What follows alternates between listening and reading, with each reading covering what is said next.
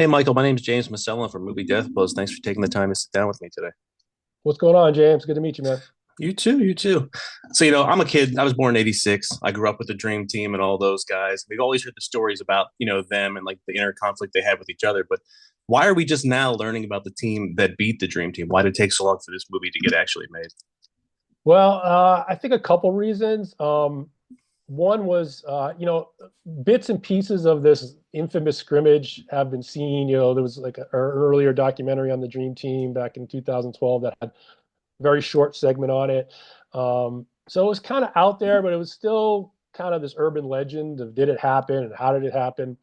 And then more recently, we were able to get our hands on the full, the raw tape, right? The last surviving VHS tape, and seeing that whole piece. We got it transferred, and once we saw that it existed and had everything in it and the audio, we were like, there's something here. And then I think the critical piece was, how do we tell this story? And, talking to, guys at the NBA, it was like, hey, Grant Hill now Grant Hill was on that select team in 1992 of college players, but now he's the managing director of USA Basketball men's national team. Now it's his job to select the Olympic team, the next dream team. And so we're like, hey, this is an interesting coincidence. And reaching out to Grant, he's like, man, I've been dying to tell this story for 30 years. So once we knew Grant was on board, I knew as a director that I had my way into the story. We could shoot Grant today in charge of the Olympic team, getting ready for the 24 Olympics with LeBron and Steph and all those guys. And it's natural for him to reminisce and think back to his first experience with USA Basketball, which was part of the select team that practiced against the Dream Team. So that's kind of why it's come full circle now. You got a lot of guys to show up for this. Was there any person in particular you didn't get that you wanted to have? I know Chuck Daly's not here anymore, Right. for that reason. But was there anybody you contacted that didn't want to be part of it? Well, we got everybody. I mean, obviously Chuck Daly had passed away, and there were eight guys on that select team. Um, Eric Montross. He unfortunately had passed away shortly before we started filming, sadly. Um, but other than Eric and Chuck, who were no longer with us, we got everybody. I mean, we got all the seven other select team players. We got Roy Williams, who coached the team. We got Coach K, who was an assistant to Chuck Daly, PJ Carlissimo, Lenny Wilkins, Christian Laettner, and then obviously some of the Dream Team guys. So I think we got everyone we needed, and which is something I wanted. I wanted to really get all points of view. Yeah, I was surprised. Yeah, this didn't really get touched on in the documentary, but you've got Jamal Mashburn, and you've got Grant and Bobby, and then Christian out there. Was there any Duke Kentucky animosity from everything that had gone on the previous years before that? Did they talk about that at all off camera or anything? Yeah, no, it was interesting because it wasn't even the previous years. I mean, literally, the select team Dream Team game happened in I think it was June or July of that summer, but only a few months before was March Madness. It was the NCAA tournament, and that's when uh, Christian Laettner hit that miracle shot to knock out Kentucky, and Jamal Mashburn was on that team, and Jamal had an unbelievable game. And then in the finals that year, Duke played the Fab Five of Michigan and beat Chris Webber and those guys. And now, a couple months later, you have Grant Hill and Bobby Hurley teaming up with Jamal Mashburn and Chris Webber. And so I thought, yeah, there would probably be some bad blood, and maybe there was a little bit going into it. But by the time they got to San Diego to play together on the select team and play against a Dream Team, they were teammates. They were all about playing together and trying to prove to their heroes that they belonged.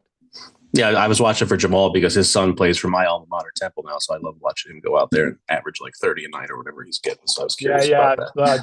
Jamal, yeah, he was great. He's super proud of his son, and it's kind of cool to see that lineage continue. The coaching staff that Chuck put together for his Olympic team, we said Coach K and PJ and then Roy Williams and then Lenny Wilkins. Did you ever ask why he had so many college coaches on there on his staff and not that many pro coaches? Um, I didn't. It's interesting because I think part of it was that, yes, it was pro players. I think that's why they chose a pro coach to be head coach, Chuck Daly. He knew how to handle these guys. I mean, he had Jordan and Bird and Magic. Like, you couldn't have had a call. Even Coach K, as successful as he was, said, I was not the right guy to coach that first dream team. You needed a pro coach, and Chuck Daly had the respect because he had won championships of those guys. So that was key. But I don't think Chuck had a lot of USA basketball or international basketball experience. So to get Coach K and PJ and Lenny, who had coached USA basketball, had coached in the Olympics, had coached the national team, I think that's why those guys were brought in, because the rules are different in international basketball. So I think he brought the NBA mentality, but he also needed this contingent of coaches that understood international basketball, and I think that's kind of the marriage there. There was a part towards the end of We Beat the Dream Team where Coach K basically comes out and says, Chuck basically rigged it so the college guys would win. And then Grant's like, I never thought about it that way. And they go on the podcast and they talk about it. What are your thoughts about that? Do you think they actually did beat the Dream Team, or do you think Chuck set it up that way? I'm going to defer. I'm going to let the fans watch the film and make up their own mind. I mean, put it this way: I think, which is always, you always have a great debate when both sides have valid arguments, and I think Coach K and PJ, those guys, and the selecting guys, I think both sides have very valid arguments.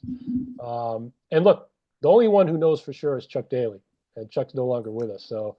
I don't know if we'll ever really find out, but that's the fun of watching this film. I, as a filmmaker, just wanted to lay it all out with the footage, with the eyewitness accounts and the points of view, and then I'll let the fans decide. And I hope the debate rages on beyond this film. I know you got to work on The Last Dance a little bit when that came out, but I loved the 30 for 30 that you did, the Once Brothers with the Yugoslavian national team and everything like that. Like I said, I was born in '86, so I was too young to understand what was going on at that point, but that really filled it in for me. And like, what was it like working on that story? Because it's such a personal story for all those guys to go through that stuff. Yeah, that was a life-changing project for me. I had known Vlade a little bit. I had worked with him when he was on the Kings, and they had those great Kings teams.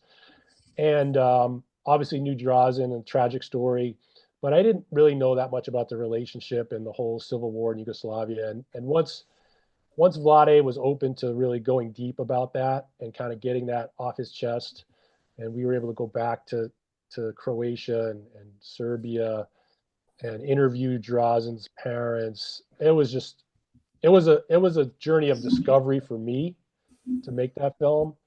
And it's a bittersweet, tragic tale in many ways, but I think that's why it's so powerful.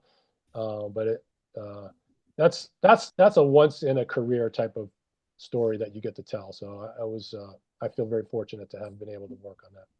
Yeah, like I grew up in Philadelphia, but my dad's from Chicago, so like we root for the Bulls and everything like that. So I grew up watching Jordan. My uncles had season tickets, and we knew Tony Kukoc was from Croatia and everything like that. So that's how we learned about it, mostly through Tony. But to hear the Mm-hmm. stories through all the other guys' voices and their experiences was great for me. But I mean, speaking of the Bulls in Chicago, you did get to work on The Last Dance. I mean, I got to show my wife all that stuff during COVID. So she like didn't understand what it was like for me growing up, rooting Yeah. for the Bulls and everything. She's like, how do you remember all these radio calls and everything like that? It's because we were watching it at the time it was happening. What was it like getting to work on that?